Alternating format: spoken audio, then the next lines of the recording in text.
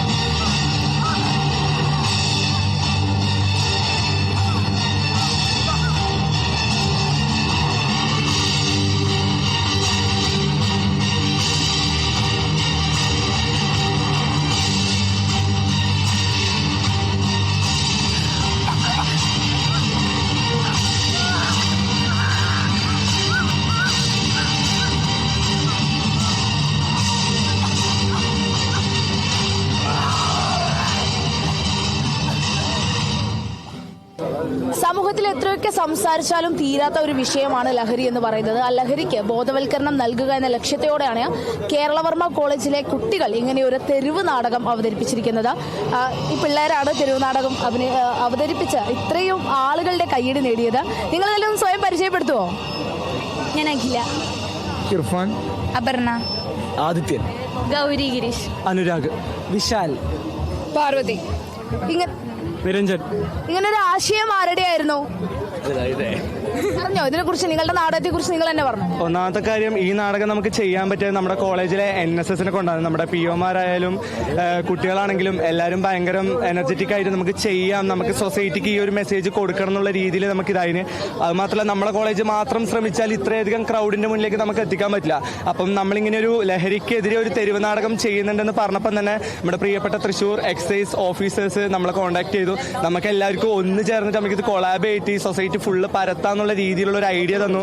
അതിനുശേഷം ഇപ്പം തന്നെ നമ്മൾ ഏറെക്കുറെ ഒരു 3-4 വേദികളിൽ നമ്മളിത് പെർഫോം ചെയ്തു.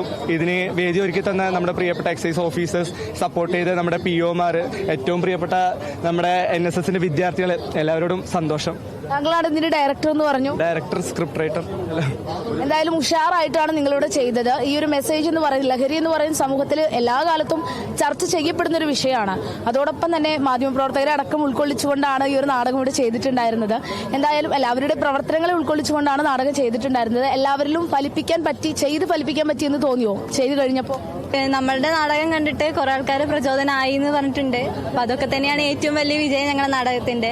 ഒരാൾക്കെങ്കിലും പ്രചോദനമായിട്ടുണ്ടെങ്കിൽ അതാണ് ഞങ്ങളുടെ സന്തോഷം. പിന്നെ അത് മാത്രമല്ല, നമ്മൾ കേവലം ലഹരി എന്നുള്ള ഒരൊറ്റ ഫാക്ട് മാത്രമല്ല നമ്മൾ കാണിക്കുന്നത്. നമ്മളിപ്പം പൊളിറ്റിക്കലി സംസാരിക്കേണ്ടത്, നമ്മൾ മധുവിന്റെ കേസ് ഇവിടെ സംസാരിച്ചിട്ടുണ്ട്. അതേപോലെ തന്നെ എല്ലാ മീഡിയക്കാരെന്നല്ല, എന്നാലും ചുരുക്കം ചില ആൾക്കാരുണ്ട് സിറ്റുവേഷൻ മനസ്സിലാക്കാത്ത, കേവലം ഫൂട്ടേജ് എന്നുള്ള രീതിയിൽ മാത്രം ഫോക്കസ് ചെയ്ത് നിൽക്കുന്നവരുണ്ട്.